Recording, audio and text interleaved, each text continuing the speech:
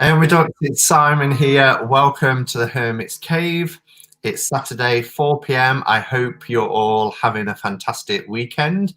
I can see already there's quite a lot of people in the room and chatting, which is always lovely to see just before you go live. So welcome to everybody who's here. Welcome to people who are now filing in as well. It's lovely to see so many people. I'm really excited today to have the opportunity to have a good chat with my guest today. This person started their channel at the same time as I started mine, and also another friend, Jennifer Ball, we all started our channels at the same time, and we've been friends ever since, and that's over 3 years now. I did do an interview with Jillie a couple of years ago, so I won't be repeating any of those questions. And if I remember afterwards, I'll link that interview across. But before I kind of do an intro into why we're discussing the topic that we're going to be discussing today, let's welcome in Jillie, who is from the channel Little Zen Crone. So, Jillie, do you want to say hello to everybody? Hey, everyone. How's everyone doing today? I've got COVID hair.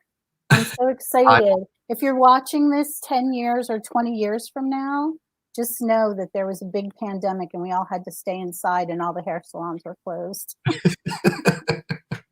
I was just saying to Jillie just before we went live, normally on a Saturday, I just get my clippers out on 0 and just take it all off, and I haven't even had a chance today. It's been a very full-on day. But so Jillie, I was just saying, we've been friends for 3 years, and it's even though I'm saying it's really nice to have this opportunity to chat to you, because it is, we chat anyway, don't we? I just feel that you're somebody I've known a lifetime, not just 3 years. I do too. When you said it's only been 3 years, it seems like it's been always. Yeah. And we do chat regularly, but this is a fun subject that we both like to talk about. So. Yeah. Well, I just like to talk, and I like to talk with people that is on the same wavelength, and we know that that's something that this is one subject of many that we have in common, isn't it? I think it's it is. We have many things in common, and we keep discovering new things as well. Yeah. So before we get onto the subject, and I'll pop it up just so people can see, our subject that we're going to be talking about today is Buddhism and Tarot. What I will say first of all is, if you have any questions, then please pop them in capitals. Now, normally I would say put my channel name, but because we're using StreamYard, although I could pop it open on my iPad as well, it doesn't always highlight on StreamYard, so capitals are probably the better way to go. And then I will make sure I jot them down, grab a pen, jot them down, and I'll ask Jillie your questions as well at the appropriate time. So I'll get that open so I can see the questions there as well if they're highlighted. So just before we start, then, Jillie, do you want to just tell us a little bit about you? If there's people here that haven't met you yet or found your channel yet, just tell us a little bit about who Jillie is, first of all. What's your life like? Wow. Well, I guess I would start with I'm a mom of 4 wonderful children. I am a wife to Mr. Honey, a pretty great guy. I'm a grandmother, and I am a Zen priest. I have I've lived in Massachusetts, and I've lived in Pennsylvania. Right now I live in the mountains of Pennsylvania. I love tarot. Tarot was a saving grace for me at a time in my life that was pretty difficult. But yeah, I mean, I'm a Reiki master teacher. So much. Yeah. Really so much as well. And the things that you fit in, the things that you do, and we've spoken before, some of the things that you go for, I don't even have the guts to do it. And we've had conversations about that, you know, those times where you've really pushed through some real barriers to get where you are today, and a constant inspiration. I mean, even the running and things that you would do, you know, you hit and just, right, this is what I'm going to do during this decade, sort of thing. So I ran a 5K the year that I turned 60. Wow. Wow. It's incredible. I haven't run this season yet, but I do a lot of walking. Yeah. Maybe we'll talk about that later. Yeah, you like your outdoors as well, don't you? I do. So you mentioned there, Jillie, about you're a Zen Buddhist priest, which is something, your ordination was quite recently, and I want to talk to you about that and your journey that led you to that. But I've got, and under the sort of get out clause of no question is a stupid question, can you define for me exactly what Zen means? Because I hear it bandied about so much. People say, oh, that's so Zen, or, you know, and it's just become a word that kind of means different things to different people. What sets Zen Buddhism apart from any other school of Buddhism? Well, the word Zen means meditation. And Zen Buddhism, I think, is set apart by the practice of Zazen, which is sitting meditation. And that is our primary practice, is sitting meditation. And being present with whatever comes up. Wow. And that's really fundamental for me. Who was I speaking to? I was doing a chat like this recently. Oh, it was with the lovely Jess last week, and I was saying that a lot of people who say that they struggle with meditation is because they try and clear their mind and have their mind absent from any sort of thought, which is nigh on impossible to do, particularly in the early stages of practicing meditation. And I like the way you term that, about just being present with anything that comes up. Yeah, and it's the being present with and not judging it and not ruminating over it, but just acknowledging it and then letting it go. Because we are never, and I had a hard time meditating in the beginning because I thought that I was supposed to have this blank mind. And my Zen teacher said to me, well, you're always going to be thinking, because he said, if you weren't thinking, you'd be dead. Yeah. Because our brain thinks all the time. That's how it works. You know, I like to say, even the Dalai Lama thinks when he's meditating. Even Thich Nhat Hanh thinks when he's meditating. And so we can't help that. It's the process of just being with it and just letting it go and not overthinking. And that's key, isn't it? Because we are human beings, you know. And I think of those conversations I've had with people who say, well, I really struggle with meditation because of the thinking. I think it's when I explore that and unpick it with them, they'll say that they very often get frustrated with themselves, or they'll go into almost like they're fighting the thoughts because they don't want to have those thoughts. And rather than just letting them come and letting them go and let them pass by and be kind of a detached observer of them, is the way to go, rather than, no, I've got to push that, because that's a constant battle that you're having when you've got quality time in meditation that could be spent just being, as you said, and just allowing them to flow and to ease by. And sometimes I find that if there are certain thoughts that keep coming back up, then they're the ones that I really need to pay attention to even after I come out of meditation, because that's something in my either conscious brain or even subconscious brain that is bringing things up when I'm allowing my mind to be a little bit quieter and a little bit more still. If these keep coming, then that's obviously something that's there that needs to be worked on. So don't push it away and fight it and ignore it. You know, it's time to do some work with it. Would you agree? Oh my gosh, yeah. Yeah, that is the practice. Yeah. That is the practice. And it's staying, you know, a lot of people say, you know, I can't sit still for 20 minutes. I can't sit still for a 20-minute practice period is what we generally do, 20 to 25 minutes. And we're not used to being still with ourselves and just being with those thoughts that come into our head, you know, that come into our heads, and not judging.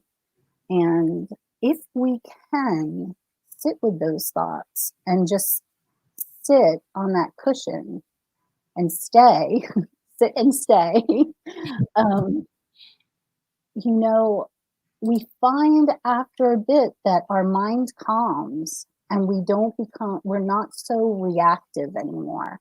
I have found that in my own life, where I used to, you know, really kind of be very reactive, and I'm still very expressive, you know that. But my reactions to the things that happen in my life are much different now than they were before.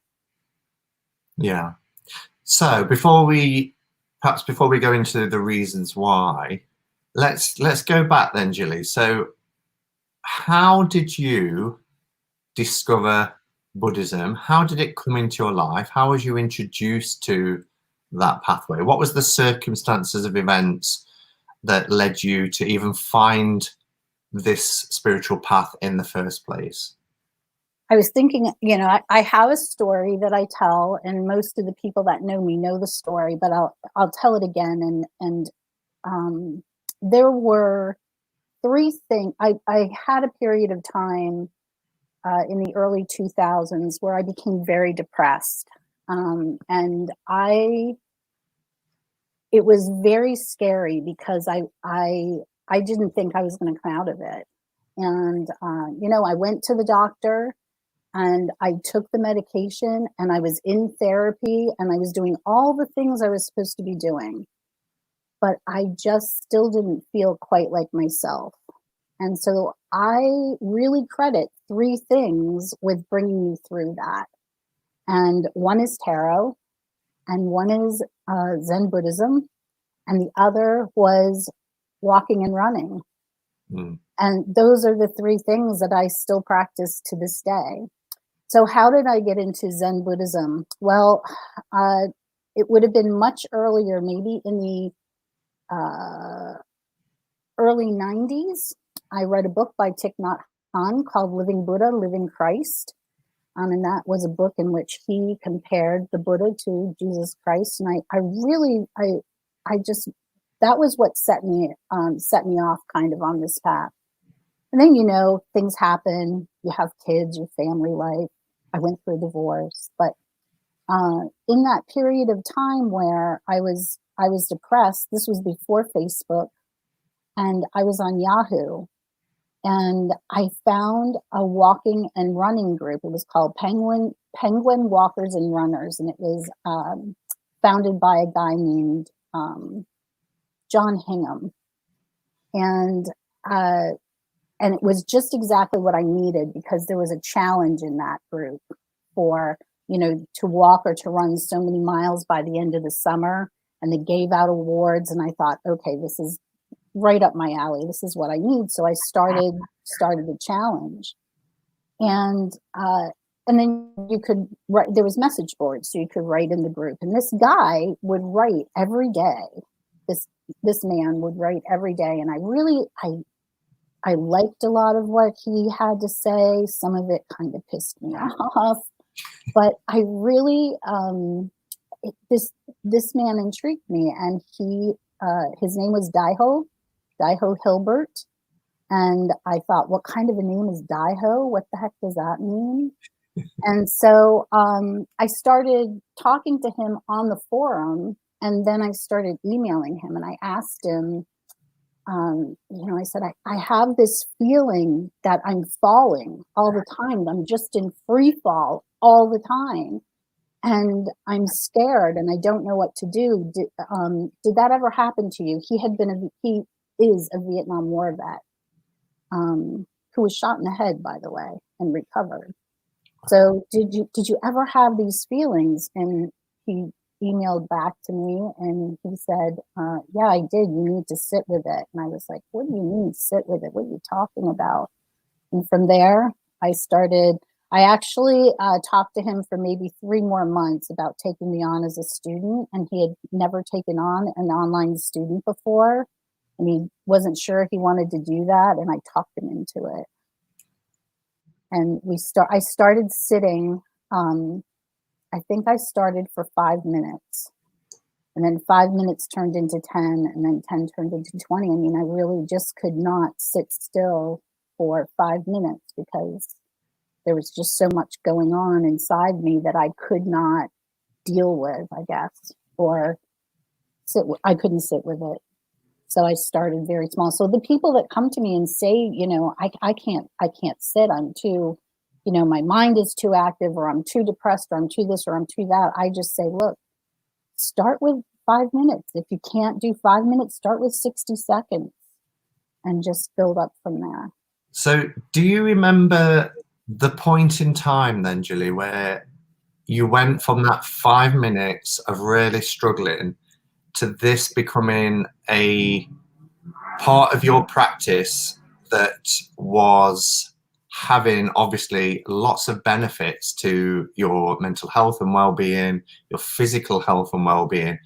And can you almost define that point and what was the shift that went from I can only do 5 minutes because there's too much happening to actually finding that sort of pace where you could start to build it up and things would start to be less hectic?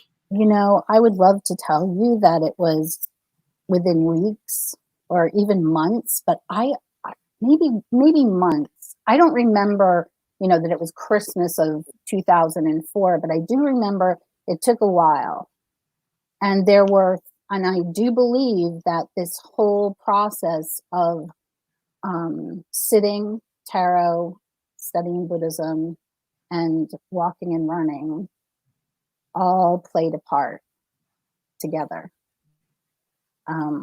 I took a hiatus from Buddhism, from studying with a teacher for about 6 years.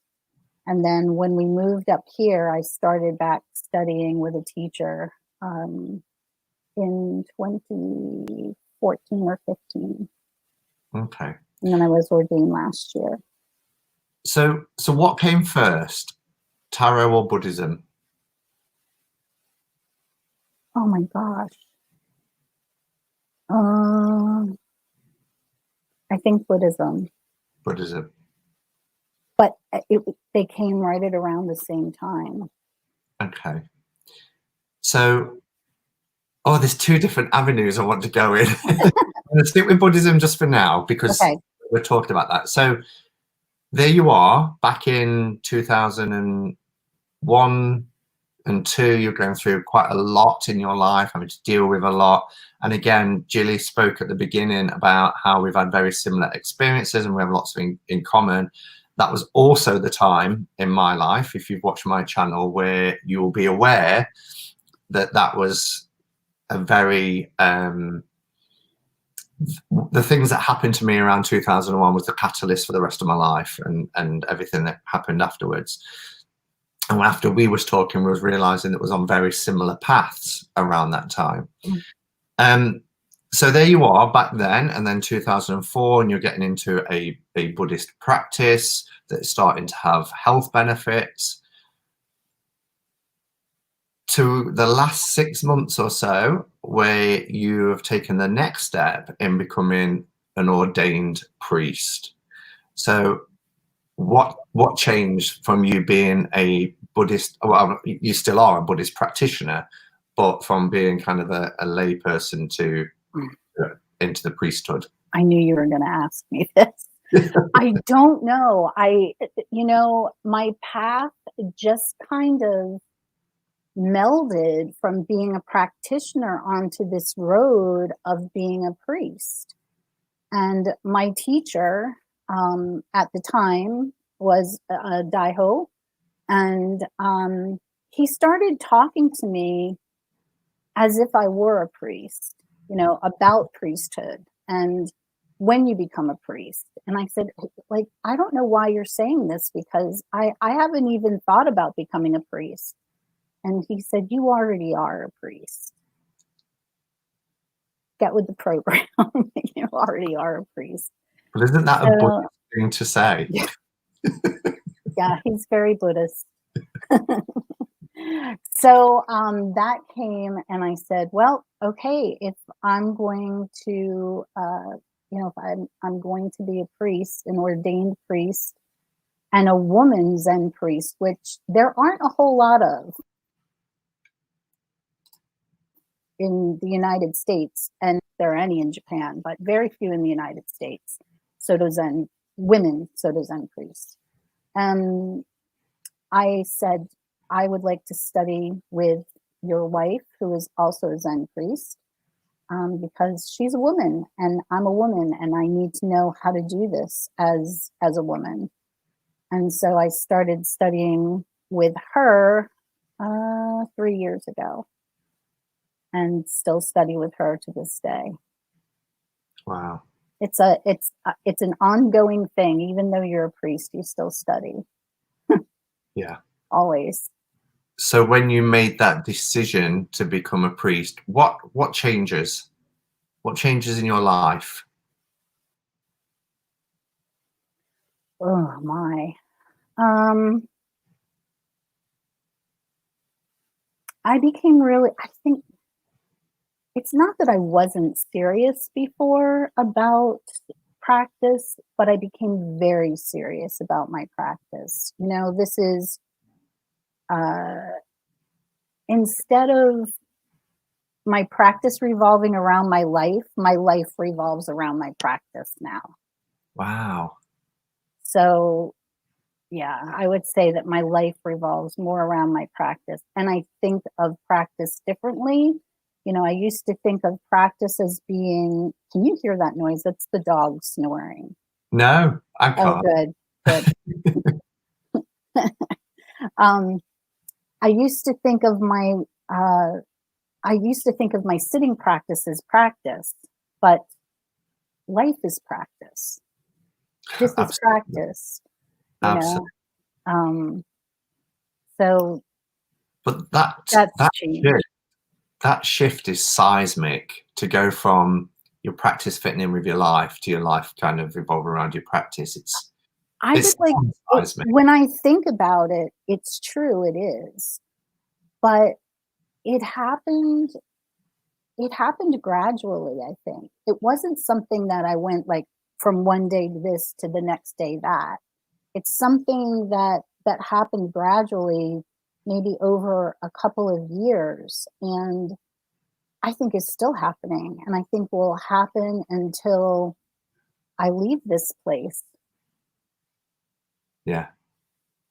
And I was just looking, Book White, the lovely Karen says, life is practice, goosebumps. Oh, you're absolutely right. We're not perfect at anything. We haven't perfected anything, have we? It's a continuous practice. Everything we do is a continuous practice, whether that's tarot study, whether that's following a spiritual path, or just getting up each day and getting through the day. It's a practice. So yeah, but that was beautifully put. Thank you. So as a Zen priest now, what level of commitment is required, and what do you want to do going forward as a Zen priest? Well, I'm definitely a different Zen priest. Many women shave their heads. Many women Zen priests, well, there aren't many, But I'm not a temple priest. I don't want to be a temple Zen priest. What I want to do is to bring Zen to people where they are. I want to meet people where they are and show them that they can incorporate Zen into their lives and what a change that can bring. Mm. Wow. So that I want to be a thoroughly modern Zen priest. I'm going to explore that a bit further because you know I will. There's a comment I just wanted to share, which is from the lovely Billy. She said, Hermit's Cave, please can you let Jillie know she is giving off such a calming, grounded, centered energy. As an empath, I can feel the Zen vibe of peace from her. Thank you. I think that's so important to read out because thank you so much. We, you know, anybody can be anything, can't they? But actually, you have to live what you say you are doing. And as I've said, I know you, and you know, you do the walk and the talk. You know, it's not. You know, listen. Full disclosure here, though.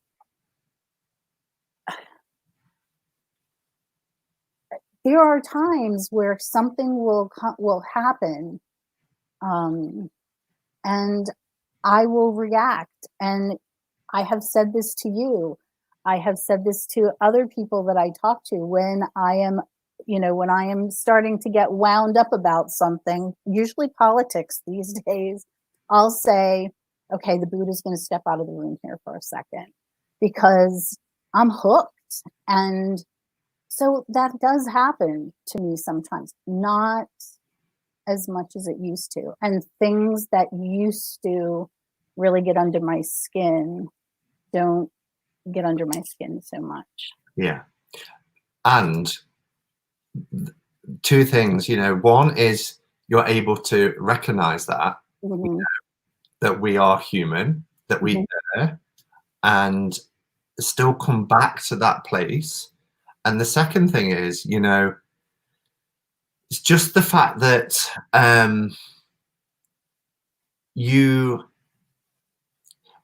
just because you've got a title of a certain office, you know, you're able to also be real in the real world and still kind of bring that in without, I don't know how to put it without sounding condescending, because I don't want to be, but you know, you don't preach, you don't, you know, you never say, well, as a Buddhist priest, you know, you talk to everybody as Jillie, you know, and you give damn good advice, practical advice, and yeah, then you might say, and as a Buddhist, I believe this, but it's never, I don't feel it's ever pushed, you know, or No. I feel that I chat to Jillie, the same Jillie that I'm chatting to before you was ordained and after you was ordained, you know.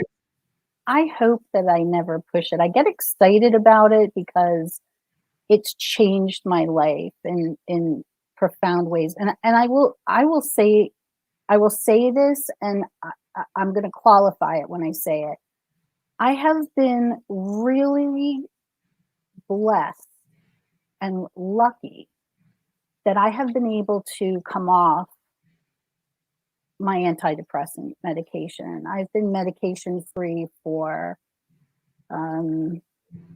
almost 10 years now. I believe that is because of my meditation practice. There are medical studies that have proven that meditation can change your brain chemistry. There's no other reason why I should be able to be off medication. Now let me qualify that anybody that's out there that's on medication, stay on your medication. Don't go off medication without talking to a doctor. And, you know, but I really feel blessed that I've been able to do that in my life. And the other thing said is that if I ever felt that I needed to go back on medication, I'd go back on medication in a heartbeat. Yeah, absolutely. So. Robin from Toadstool Tarot asked a question about what the significance is around head shaving Is that something that's practiced within Zen Buddhism? It is. And head shaving is about attachment. You know, we are told not to have attachment, so not to be not to be attached, not to think, oh my gosh, I could never shave my head, or not to attachments are usually things that we want, you know, like that I would really want to keep my hair, and that would be a deal breaker for me. If my teacher had said to me, Jill, you know, okay, we're going to shave your head for ordination, and I said, no way, well, I would have some work to do, or I wouldn't be ready to be a priest. But I can really relate to that, because as everybody can clearly see, I don't have hair, and I started to lose my hair at 15. You know, my hair started to go really thin. I used to have a hairline to about here, and it started to recede.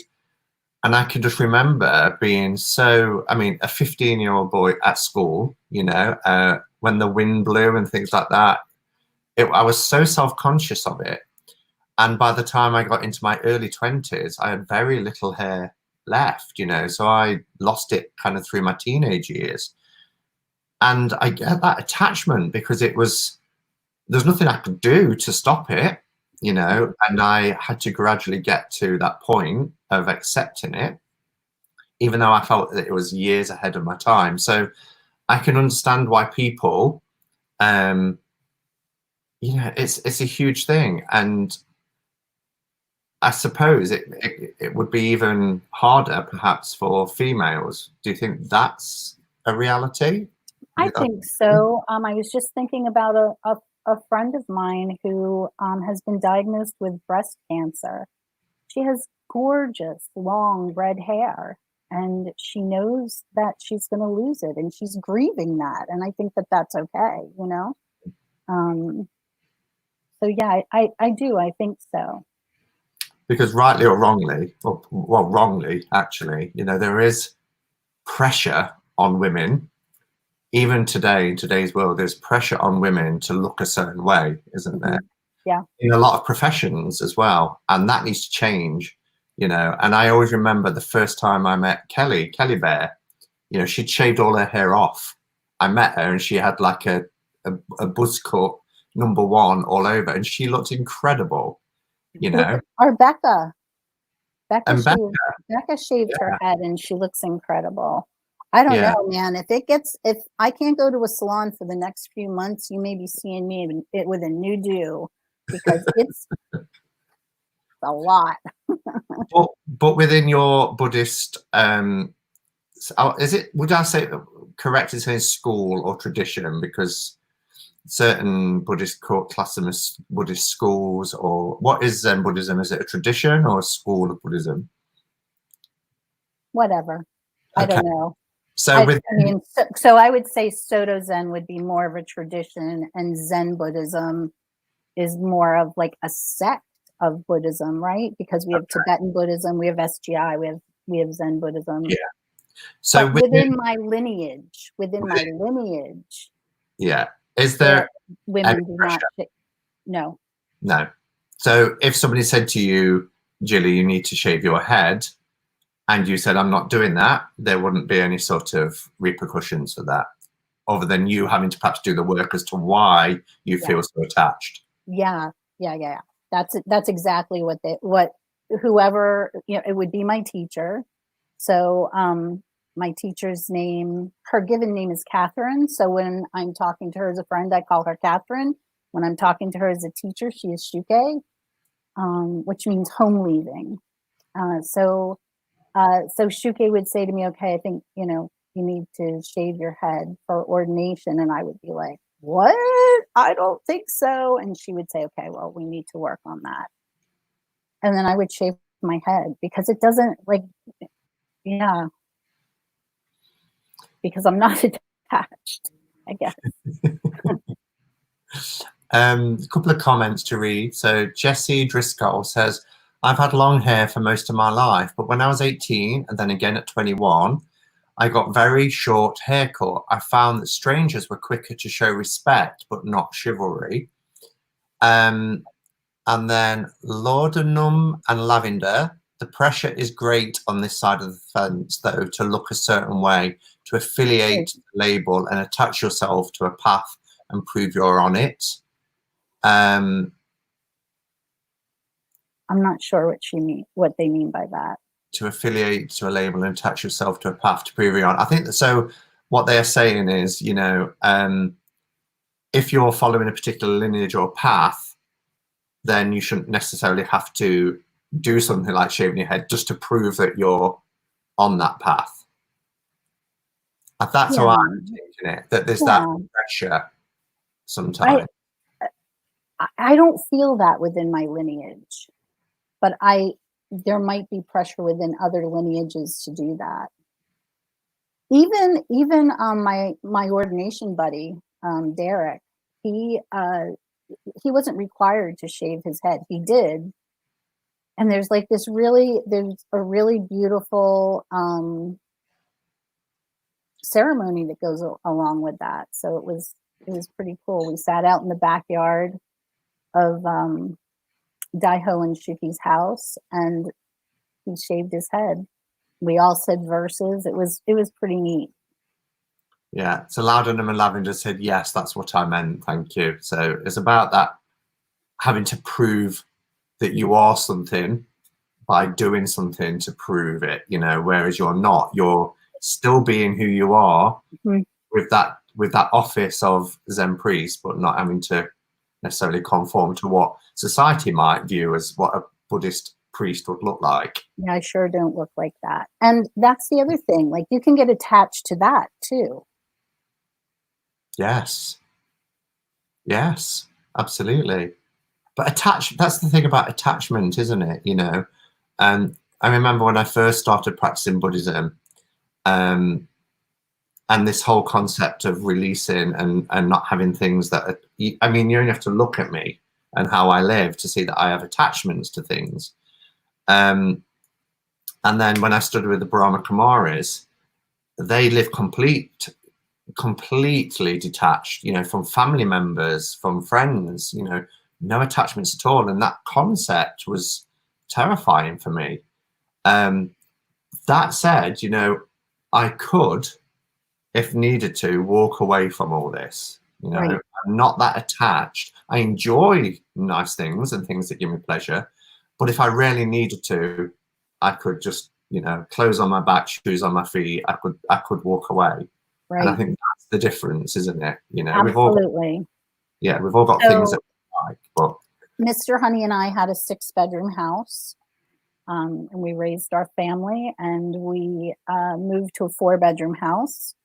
And now we live in 750 square feet in a 1-bedroom house. And we were talking last night about going tinier. And you know, what does that mean? What does that mean? And it's interesting too, because in our relationship, and I have things like I told him. I said, we're Buddha heavy in this house. I have lots of Buddhas. I have lots of elephants and tarot decks. But he is a person, I'm a pitcher. I'll just throw it away. He's a keeper. He's a saver. So I said, you know, we need to figure that out too. You're like, why are you keeping this? Oh my goodness. I can't even. When we moved from Lancaster, Pennsylvania up here. And so, you know, we're going through things. He had tax return forms from before we were married. Why? Yeah. We only need to keep 7 years. I've got my downside is, you know, drawers. I will just keep like little bits of string and ribbon that I'm not a crafty person. I don't think I'll put it in a drawer. I might need that. Oh my gosh. Years down the line, I'll pull open drawers and I think, what have I got this for? I'll never ever use this piece of string. You are him. He does. Well, I actually hid it. Any kind of open container, like I have a pottery bowl. He'll put things in. There's nothing, you know, I can't just have like a pretty like pottery bowl out. Something goes in it. Usually a screw or a nut or a nail or a key to some random thing that I don't know about, you know. Yeah. But you never know when you might need it. You never know. Billy asked, could you please ask Jillie to explain any more about name changes in Buddhism, where the first and second names chosen are from or by? So yeah, because if anybody sees you on, because you've got a Facebook group, which we'll talk about shortly when we talk about your channel, you have a Buddhist name. I do. I had two of them actually. So when I first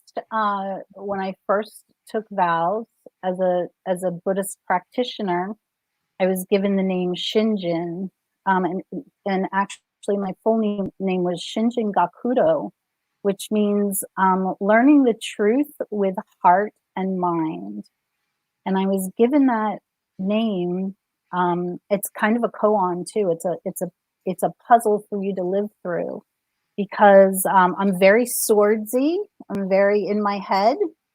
And there was a time where I was, you know, reading and studying and really reading and studying. And Daiho saw something that I didn't see. And he said, I want you to stop reading. And I said, what do you mean? And he said, I don't want you to read another Buddhist book. I don't want you to read it all. I want you to sit and practice. And I said, well, okay, how long do you want me to do it?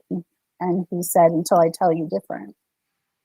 And that was the best. I was so frustrated that day, but it was the best thing that ever happened to me, because I learned that there's nothing academic about this. You can read all the books and know all the texts and, you know, quote chapter and verse, but unless you can live it, it doesn't mean anything. And so I had to live it. I had to learn to live it. So that was that name. And then when I became ordained, my name changed to Kyoji, and that means compassionate mirror. And that's also a koan, to not only treat others with compassion, but to treat myself with compassion. Wow. So the name that you're given usually has something to do with who you are, or who you are, or who you will be, or who you're becoming. Who you will be becoming, yeah. Yeah, that's beautiful. And where would those names be used usually? Where would you be termed Kyoji? You usually, well, like in Buddhist circles, you know, like in my study groups, we call each other by our Buddhist name, mostly.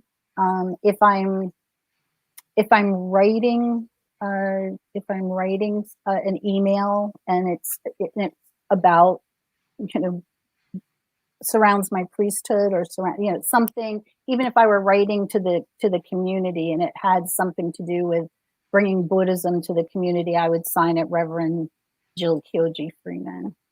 Yeah, wonderful. Okay, so let's start to talk a little bit about tarot. All right. We've been on 45 minutes already. Oh my gosh. Okay. I'm not even halfway through my questions yet. Oh, no. I'm just loving this chat. So, tarot, you said you found around the same time as Buddhism. You wasn't quite sure which one came first. I want to kind of ask a two-part question. I want to know kind of how tarot complements your Buddhist practice, but also I want to know if you can remember how you found tarot to even get there in the first place. I went to a little, I don't remember, you know, growing up, I knew nothing about tarot. In my adult life, until I was easily in my late 30s, early 40s, I don't know that I had ever heard the term tarot. And I'm not sure how it first came into my life, except that I do remember going to a little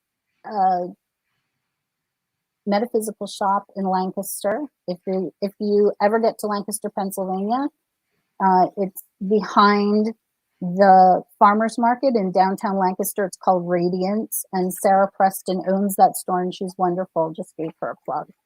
Anyway, so I went up to this store and I was talking to her about, you know, some things. So you know what? Here it is. Here's this. This is it. I was talking to her about some things that were coming up for me in meditation, and she said, "Oh, you know, you could work that through with tarot." And I said, "What do you mean?" And she said, "Well, it's a lot to explain, but here." And she handed me a pack of Waite Smith tarot cards and 78 degrees of wisdom, and sent me on my way. And from there, that's how it started for me. Yeah. Was, you know, these things coming up, these feelings. It was doing shadow work, you know, these things that would come up that I didn't even have names for sometimes. And like working out, gosh, I would sit on my bed for hours with these cards in front of me and the book out and working with cards and figuring myself out. Yeah. So now, Mm-hmm. tarot practice and your Buddhist practice, how do they go together? I've been in a tarot slump. I have not been doing my daily pulls, and it's been about a year. But I just started again doing some pulls, and okay. So how does it work now for me? I'm getting back into it. I'm going to be doing a talk on Tarot-thon about Jungian tarot, about how tarot works with shadow work. So I'm working with some decks that I'll show in a few minutes here. So I'm doing that. I have a new oracle deck that's really kind of come in, the Magdalene Tarot. I think I saw it on a post in the Hermit's Cave that Mendy put up. I think she has that deck. I'm not sure. And I'm really loving that deck. So that's how I'm kind of incorporating it. And still, you know, it still does the same for me. Those things that I can't explain, or those feelings that I'm not sure about. You know, a lot of my questions in my daily pull are, I usually ask the same question, and it's, what do I need to know? What do I need to know about today? You know. And so you said you've had a slump for about a year. Would you think that that's probably because of your focus through your ordination? I think so. I do. Yeah, because they both could take up so much time, but particularly because this was a huge milestone on your spiritual path and in your life. Mm-hmm. And we spoke, you know, when you had lots to prepare and lots to study and get ready for your ordination. When was the sewing? The sewing. Oh yes. Lots of sewing. Hand sewing. Oh, I wish I had to sew. It's called a rakusu, and it reminds me of a quilted piece. It's about 16 inches by maybe 16 inches, 12 inches. And it's put together very intricately. There's strips that you cut in a certain way. You hand sew it. It's meditative sewing. You know, it's practice when you're sewing. You know, this is one of the things you asked me to describe myself, and I never described myself this way, but I am visually impaired. I happen to be legally blind. And so sewing with brown thread on brown cloth was very was very challenging. And Daiho, who happens to be paralyzed, said, if I can do it with one arm, you can do it with no eyes. That's the reality that hits, though, isn't it? You know, people overcoming obstacles and barriers like that. Yeah, so there was a lot of that, and it was very concentrated work, and learning liturgy and learning how to move within a zendo, and how to do a service. So it was lots of study, lots of that. Yeah. So in Soka Gakkai, which is the I'm a member, although I don't attend meetings, I'm a member of Soka Gakkai and have been for 16 years now. One of the main kind of precepts, if you like, is that there's no dogma, there's no commandments, there's no you must do this, you must do that. It's very much down to, you know, they don't even ask that you give up eating meat within Soka Gakkai. It's all about living your life in accordance to your own conscience, really, and very much living by the law of cause and effect. So, you know, to get the effects you want in your life, then those causes that you make will reflect what comes back. So tarot isn't really discussed. It's not really, you know, it's not pooh-hooed or discredited or anything like that. But I do remember wearing a crystal, as I very often do, around my neck, going to what we used to call KB, which was a 7-day kind of retreat at our main Buddhist center down in Taplow. And you give service for those 7 days, you know, looking after the grounds or driving the minibuses or cleaning, whatever it is, cooking, but you give service for 7 days. And I remember, and you stay there, you live there, talking to somebody, and I was wearing a crystal, and they said, well, what's that about? And I said, well, this is, you know, it's a blue lace agate, it helps my throat chakra, and, you know, I find crystals have these amazing energies for different, and I just remember them saying, but you don't need that. You know, you don't need that. You've got the Gohonzon, which is the Buddhist scroll that we chant in front of. And it was the first time I kind of thought, oh, you know, because I've been in an organized religion before where it was, you must do this, you must not do that. Here's the commandments, no deviation. It was the first time I felt a little bit prickly about somebody saying what's considered right or wrong within a spiritual belief. And then I realized, well, that's one person's view. Within your tradition, within your sect of Buddhism, how is tarot viewed generally, or is it even viewed in any particular way?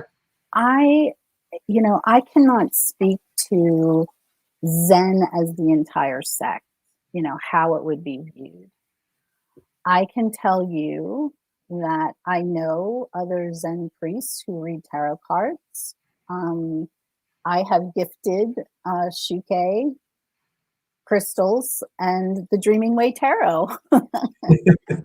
Good choice. So, yeah, I don't, you know, it's not a big deal. That's really good. Yeah.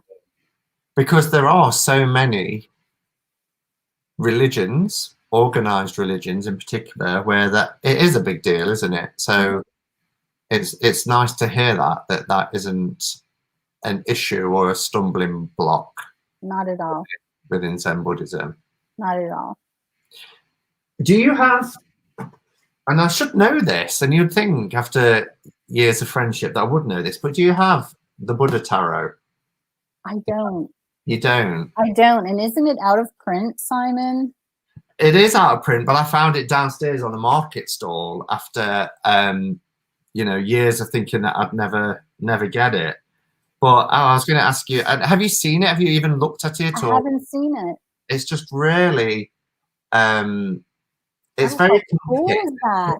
Ooh. It's not an easy tarot deck, but it's beautiful. Oh, but I think it's really pretty, yeah. So that's Maya, the mother, for example, and then you have the Vajras, double Vajras and Vajras, and Okay. so it's really, really nice. But yeah, I just wondered, as a fellow Buddhist, what your views were on the Buddha tarot. Don't have it. And I'm not sure, I don't know, I mean, there are other tarots out there that have kind of Buddhist influences, aren't there? And even things like the Sacred India Tarot, you know, Mhm. Hinduism, Buddhism, and things like that. But Well, isn't the Chrysalis Tarot has a Buddha in there in the major arcana? Chrysalis, Yeah. yeah, well, Yeah. I can go through Chrysalis. What's wonderful about Chrysalis is, you know, there's all these different religious paths and Yeah. deities, and also folklore characters, and yeah, it's wonderful, eclectic like that as a tarot deck. Susan from Crowquill Tarot, and it was lovely to see Susan. I was just asking about Susan. Yeah, from Crowquill Tarot. Haven't seen her for a while. I was asking somebody after it yesterday. She said, my favorite crystal was gifted to me by a Buddhist monk during a healing ceremony where I saw, eyes wide open, my cancer-ridden friend turn bright blue. Wow. A powerful experience. I just got goosebumps. Yeah. So do you have any Buddhist themed decks? Because I know you've got quite a few decks in your I don't. The only thing I have, the Kuan Yin Oracle. Yeah. But that's the only Buddhist themed deck that I have. I got, where are they? I got these. Oh, nope. Oh, I don't have it with me. It's the Buddhist prayer cards. Have you ever seen those? Are they the little, I've got They're these little. No, not those. I can't believe I don't have it. Oh, I know, my laptop's sitting on it. Oh, is it? Propping up, like that's what I'm doing with mine at the moment. Stacked up on. So sorry, can't see that. Well, the in-between tarot, bonfire tarot in a box. Yeah. The things we do that happen That's behind. Right. So just general questions now, if Okay. that's right. What's your perspective when it comes to life after death? And has that changed since finding your Buddhist path? No. And I believe there is life after death. I'm not sure what that is, but I know you and I spoke about this recently, that you cannot destroy energy, and our essence is energy. And so I believe that goes somewhere. And I've had experiences with seeing people that have passed over, and I just know that there's something after this. And maybe it's reincarnation. Yeah. But isn't it wonderful that we can accept that we don't really know, that we know that life goes on in some form, but you know, we don't exactly know, you know, because one of the most important aspects of a lot of faiths, that people who have particular faiths, is because they have in their mind a certainty of what is going to happen beyond the grave, whether that's heaven or, you know, whether that's reincarnation, but to have that sort of, I just know that we're energy, and energy doesn't die, it's transformed, but I don't know what that looks like. And I'm okay with that. Absolutely. Yeah. Wow. What would be your advice? I saw a comment, I think it was Elle who was in the chat. She was asking about books. I'm going to ask that one first. Best Buddhist books, in your opinion. What would you recommend to somebody just starting out, perhaps interested in Buddhism? Oh my gosh. Got to run to my bookshelf. There's a book called Living by Vow. Don't get hung up on the word vow, but there's a book, Living by Vow, that I absolutely love. I love Pema Chodron's Start Where You Are. That's a really good one. Pema Chodron's written a lot of good books. Charlotte Joko Beck was a Zen priest. She was a Zen priest who was born, an American Zen priest. She was born in 1917. So she was ordained back in the 60s, which I think is just she wrote a couple of books. I think one was called Being Zen, and that's a really good one too. So Charlotte Joko Beck is a good author. Waking Up to What You Do is another one. Yeah. I'll give a couple as well. Although these are very much around SGI Buddhism, but one book I really love, and I think anybody can read it without necessarily following the SGI practice, but one is called The Buddha in Your Mirror, and it just emphasizes the fact that you don't become Buddhist, you already are Buddhist. You can reveal your Buddhahood, your Buddha nature, by a few simple techniques, meditation, chanting. You can elevate your life state, but you already have that seed within you. You know, you don't become it, it's already there, you just manifest it. That is the philosophy of Mahayana Buddhism. Absolutely. You know? So we are both of the Mahayana tradition, and that is that Buddha nature is in us, and we just nurture that and bring it out. And gosh, I don't know who it was that said 5 minutes of meditation, 5 minutes of Buddha, 60 minutes meditation, 60 minutes of Buddha. Yeah, and Butterflies just said, I feel elevated, I already am Buddhist. Absolutely. Yeah. And then the second one is written as a novel, and I read it years ago, and I've still got it on my bookshelf, and it's called The Buddha, Jeff and Me. And it's just about a guy who meets another guy in a pub called Jeff over a pint. He's a laborer, oily, you know, in his overalls, and he tells him that he's a Buddhist, and they start a friendship, and it's a dialogue between the two of them. And for me, it was life-changing reading that book. Oh, I'm going to look that one up right after. Yeah, so that's The Buddha, Jeff and Me, and the other one is The Buddha in Your Mirror. And I always recommend both of them for anybody who's like, I just want to know a little bit about Buddhism and they want to test the water, dip their toe. Very easy to read and just wonderful book. So one is, you know, written as part of a practice. The other one is written as a novel. Are there any podcasts or YouTube channels, Jillie, that you listen to or could recommend? Zen-wise, YouTube channels, no. There is a podcast called, I think it's called the Zen Studies podcast. And it is by a woman Zen priest, and I believe that she's from Washington State. Her name is Domio Burke.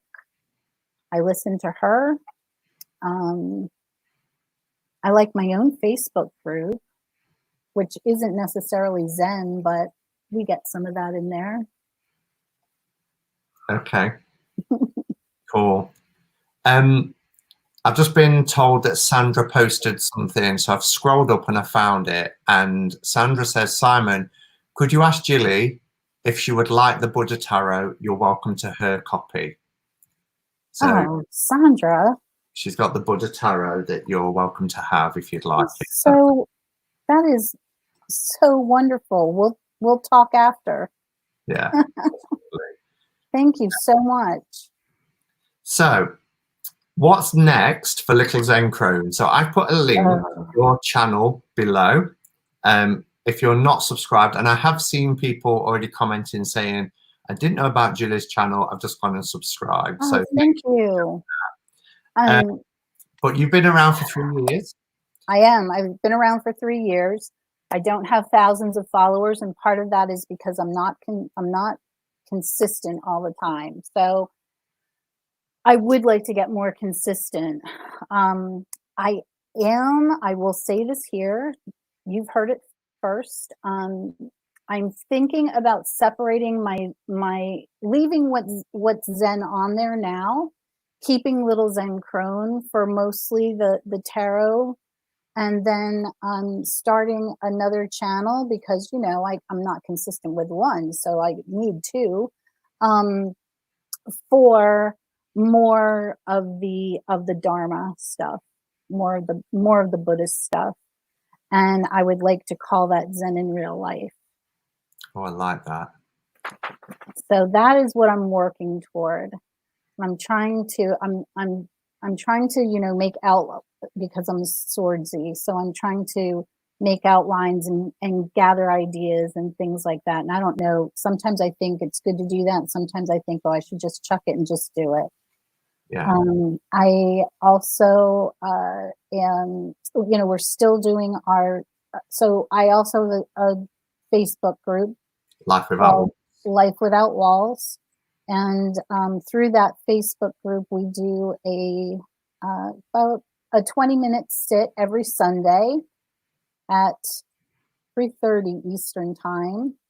And we've got a nice group that's all sitting together. And yeah, everyone's welcome to join that. So yeah, so that's kind of what's next. So Elle has very kindly put a link to the Facebook group, which is Life Without Walls, which Thank you. I attend that live meditation. In fact, I've just realized I'm leading tomorrow's, aren't I? So I need to do thing on that. But it's just what's really lovely about it. And as Jillie said, anybody can join. We meet up probably about 5-10 minutes before. It's 8:30 in the UK. As Jillie said, 3:30 Eastern time. We meet up a few minutes before. We go to our cushions or wherever you're comfortable sitting. We have a 20-minute meditation, and then we have a cuppa together, and we just chat and discuss whatever comes up. Whatever. It's not necessarily Buddhism we talk about. We just talk about whatever. And just so that, you know, so the sit, some people like to sit with music, and so we mute our microphones so that you can have your ocean sounds or your music or whatever it is you're comfortable meditating with. And I think Simon and I meditate in silence. I know Zen Buddhists, we meditate in silence with our eyes open. That's always something new for people too.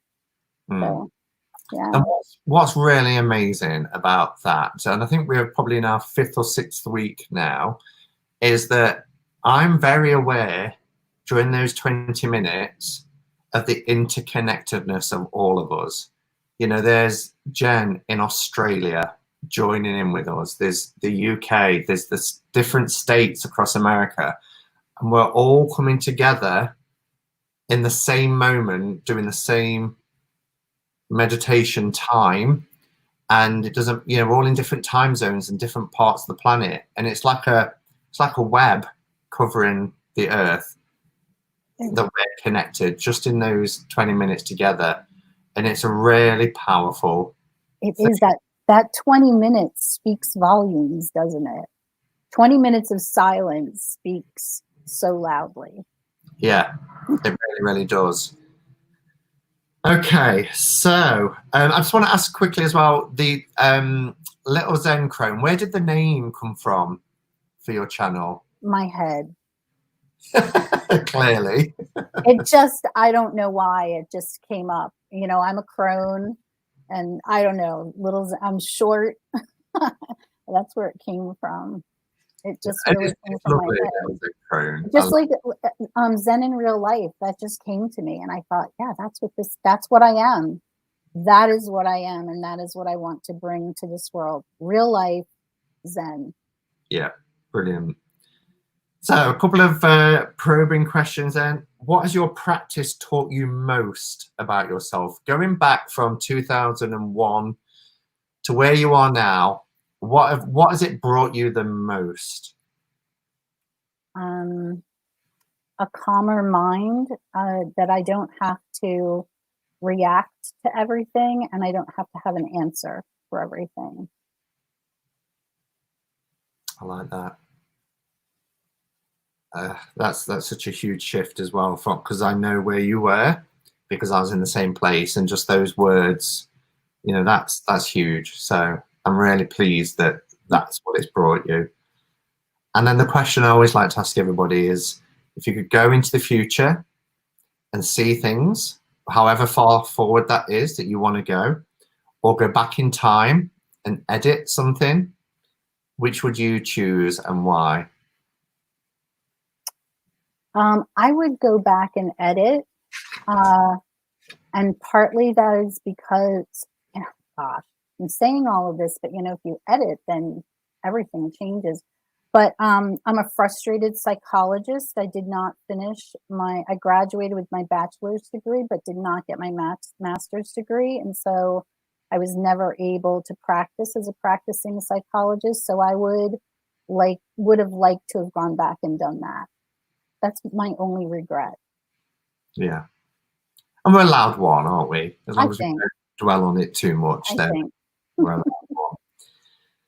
So I've just remembered as well, when I was talking to Jillie in the week about doing this, and I said, you know, I won't ask all the questions that I generally ask. We'll focus it on Buddhism and Tarot, because we did an interview just over 2 years ago, and Jillie said to me, well, can I play paper and plastic? Because I never got to play paper and plastic last time. So I'm just going to grab it. Just bear with me 1 sec, because I should have got that. I hope everyone has enjoyed this. I can't see anybody, so I don't know who's here and who's not.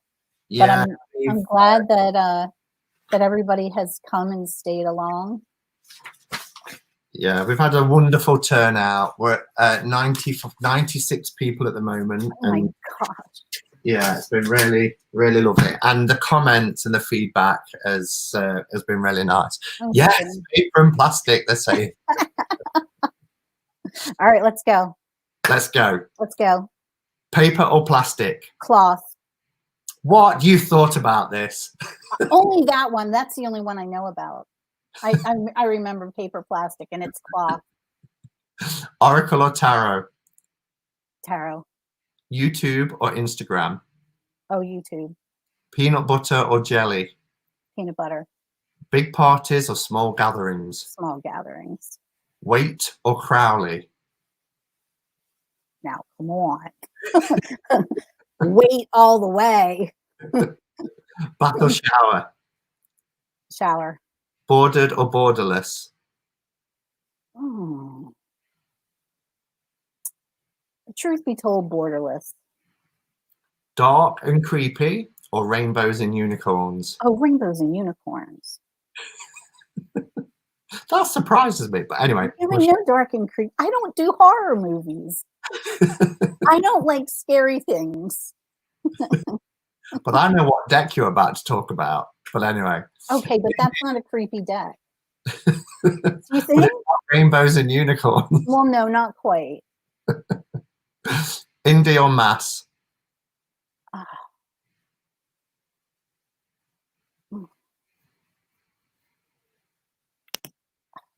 Hard. Probably indie, although the deck I'm going to show is mass. Tablet or PC? PC. Save or spend? Oh, I want to save, but I just spend. These desires there. Money or free time? What was my choice? Money or free time? Free time. Phone calls or FaceTime? Phone calls. Phone calls. Movies at home or in the cinema? At home. Large cards or small cards? Large. I'm still going to ask it just in case people have come in now, because we're at 101. So life after death or total extinction?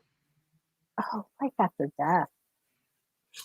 Early bird or night owl? You know, I used to be an early bird, but now I'm becoming a night owl. Woodland forests or sandy beaches? Beach. Now this next one could make or break our friendship. Toilet roll, over or under? Come on, it's over. I know. You of all people. Look, we could never live together. Now we know. I'll just keep changing it. Keep changing it.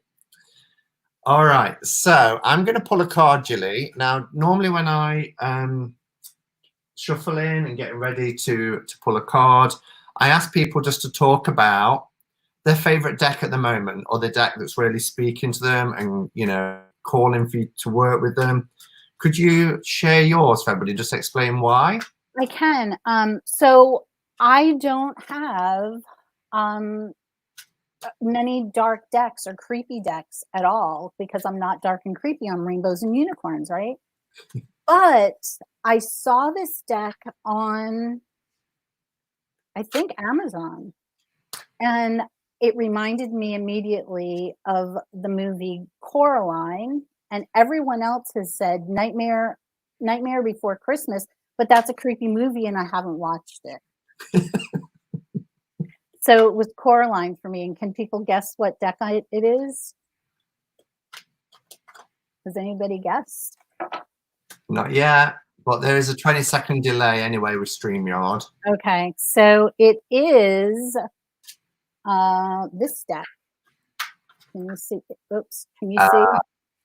And two people went with Dark Mansion, and Elle was the first one with Shadowlands. Ding, ding, ding, ding, ding, ding. We have a winner. Yeah, so it's Shadowlands, and I'm really digging it. For shadow work, I'm just starting to work with it. The book is juicy. I'm really looking forward to TTT to see what you guys have to say about it. One thing I will say, though, is, you know, a lot of times when we're working with shadow, I think that we're working with our own fear and self-doubt and our self-esteem, and that all is centered in your solar plexus chakra, and the color for it is yellow. And here's this deck that is, I mean, basically all yellow background. That connected with me right away. Yeah, it's wonderful. It is a wonderful deck, and the card stock is lush. It's like an indie deck, isn't it? Yes, it reminds me of This Might Hurt, or our favorite New Choice. It really does remind me of those card stocks. It's superb. Really nice. Well done, Schiffer, and I just hope that their decks are going to be like this. Me too. Jen's Balanced Tarot had it first. We had this at Christmas, because it's all depends on the order that it shows on ours, and on mine, both on my laptop and on my iPad.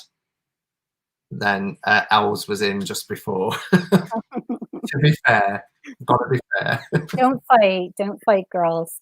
But it does show. We're all winners. Yes, that's true. We're all winners. I like that. So, okay, let's pull a card. Oh, we have the Three of Pentacles. I'm trying to get it where there's no glare. Growth. Yeah. Growth, particularly on perhaps on a professional level with some people, or if people are working on a particular project. How can I do this without getting a glare on it? But yeah, and you know, after lots of hard work and skill and perfecting your craft, maybe the time is now where that recognition is going to come. You know, recognition from those that perhaps, you know, those that you perhaps work for, those who often cast an eye over things. You might have felt in the past that you're putting in a lot of blood, sweat and tears for very little recognition, but I think that recognition is going to start to come. But remember, that you've got to demonstrate your abilities. You've got to sometimes take the upper hand and not necessarily force the situation, but, you know, show people what it is that you're good at doing, and allow people to see your talents. I love this version as well. You know, you've got the potential for success. First step is believing in yourself. The second step is then allowing others to see that and recognize it for what it is. I'm sorry the picture's really shiny. It's a really bright day here, but I would add too, keep learning. yeah, absolutely. Keep going. Lifelong learning is, you know, it doesn't stop at school. It doesn't stop if we're going on a particular course. We're constantly learning each day. Learning is lifelong. I just saw a comment that's, I think somebody's behind. Shadowland is one of my favorite movies. I've not seen the film Shadowland, but I think it's probably different to the decks. So yeah, just remember the attention to detail, because one of my major points of the Three of Pentacles is that it's that craftsmanship, but that hard work and focusing and the attention to detail. That is what will set you apart from your competitors while we're talking about success. So believe in yourself that you've got the potential, that success will come. Others will start to see it, and just keep going. As Jillie said, keep on learning, keep on perfecting. Things don't happen overnight, you know. Sometimes it's a lifelong need to keep. It is a lifelong thing. Wow, we've got 107 people here. Oh my gosh. It's just so lovely. So if you haven't checked out Jillie, remember the channel is Little Zen Crone. The Facebook group is Life Without Walls.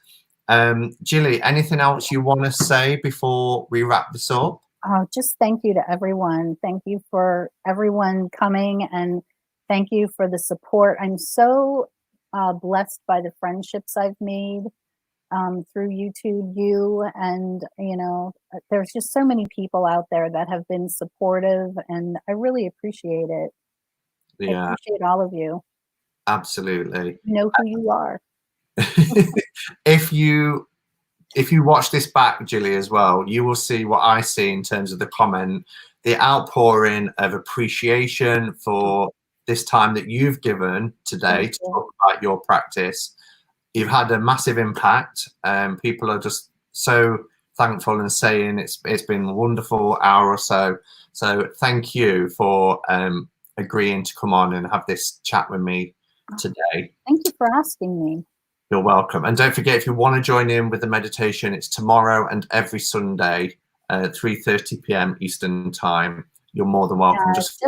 I need, let's see, I would need your Gmail address. Yeah. So you would do that through Facebook Messenger in the group. And it's all explained in there in the group. Yep. And it's through Google Hangouts, so that's why you need the Gmail group. So, all right. Well, thank you to everybody who's come along today. Really appreciate it. Thank you to the mods as well for highlighting questions. It scrolled really fast, and I've been so absorbed in what Jillie was saying, it was difficult to keep up a lot of the time. So I always appreciate the mods in the group. And Jillie, thank you. Thank you for coming on today, but thank you as well for just being you and the friend that you are. Thank you, friend. It's been wonderful. Thanks so much. Love to everyone. Be kind to each other. Yeah, and I'll see you all Monday for a quarantine stream. So yeah, wow. Have a fantastic weekend, everybody. Until next time, go in peace. Namaste and blessed be.